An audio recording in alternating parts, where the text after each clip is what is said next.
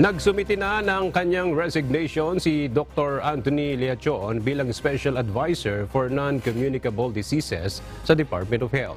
Aniya, nagdesisyon siyang mag-resign matapos ang masusing konsiderasyon at base na rin ito sa personal na dahilan.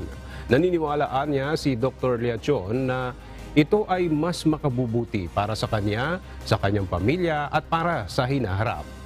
Bago pa ang kanyang paghahain ng resignation, nauna nang kinuwestiyon ni dating Health Secretary at gayoy Iloilo 1st District Representative Janet Garin ang appointment ni Dr. Liachon sa DOH.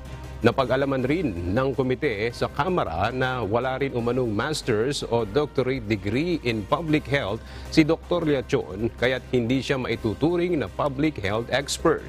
Agosto ngayong taon nang ma-appoint si Dr. Liachon bilang Special Advisor for Non-Communicable Diseases sa DOH.